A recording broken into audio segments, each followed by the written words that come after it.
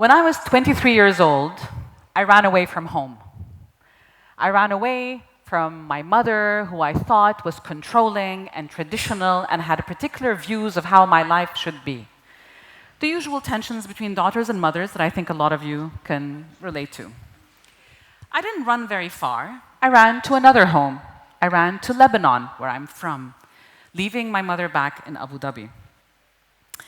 And as I went there, I started meeting aunts, uncles, friends, relatives who were telling me about my mother because they knew her before I did. And I discovered that this mother that I had left behind was a trailblazer. You see, my mother had to leave school between the 6th and 7th grade because my grandfather could no longer afford to send her. A few years later, she went back to school upon her insistence that this was important, but also because her elder brother now was working and could afford to contribute to her fees. She completed school, got a high school diploma, which was very respectable for a woman in her generation, and with that certificate, she parlayed, she convinced her parents that she should get a job. She got a job in a school in another village where she now lived. So she seized her first sense of complete independence. She also seized her financial independence, now making her own money and making her own decisions about that money and how to spend it. With that, she also managed to, I should also say that that was also the place where she met my father, so another big chapter of her life opened. But then also she managed to convince her parents to take another job in another village, in another school. And that job saved us. Because when the war broke out in Lebanon in 1976, we moved to Abu Dhabi because the school had opened there. And she got a job there, she got spots for us there, cementing our smooth transition into displacement. Here I was standing at 23, thinking that what I had done, running away from home, was out of my bravery, my boldness, my sense of adventure, when really I had only been able to do it because my mother had raised the ceiling. I was actually standing on her shoulders to do what I was doing. And actually to do a little of what she did. You see, by moving to Lebanon at the age of 23, I was among the first generation of single young females who were living on their own in the capital.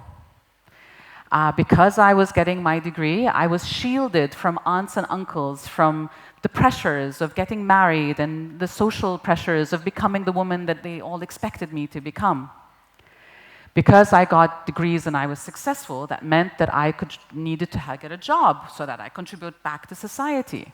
That meant I was now also more financially independent.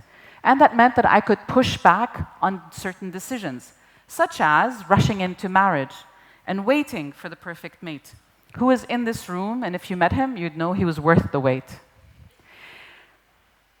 So, as I contemplated this, it stayed with me for a while, I should say, and then I went off and I was working in different countries, and I met women in Sri Lanka, in Sudan, in Syria, in Oman, and here in Moldova. Women who were going back to do their degrees in their 30s, 40s, and even 50s. And when I asked them, why were they doing this? I mean, good for you, well done, but what made you do this? You would get the usual answer of professional development and wanting to do more, but then inevitably, always, there was this sense that they had more to give.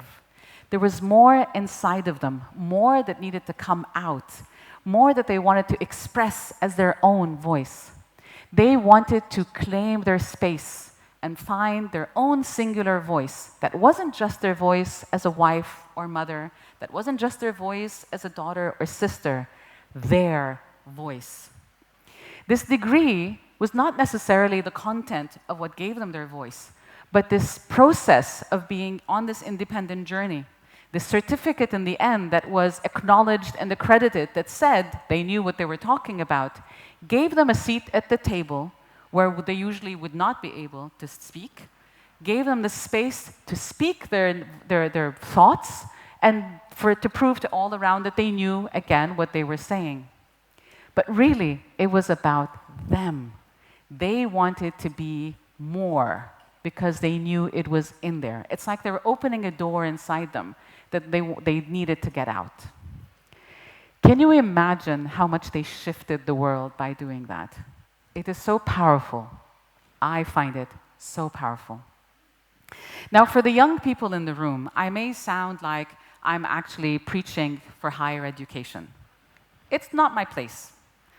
I know that some young people are probably disillusioned and think there are different roads, clearly not Felicia, but others think there are different roads towards what their future could be.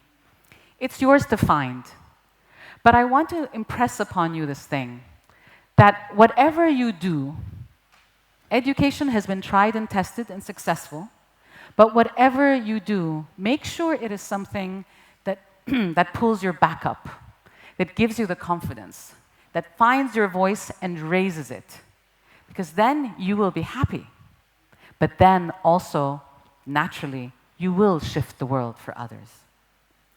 I have a young daughter now, and I wonder sometimes, have we raised the ceiling enough? Have we made enough changes so that she can stand on our shoulders and change the world for the better? I hope so. But it's an ongoing journey. And so I do want to leave you with this question. What are you doing? How are you finding your voice? How are you shifting and raising that ceiling so those who come to stand on our shoulders can stand even higher? Thank you.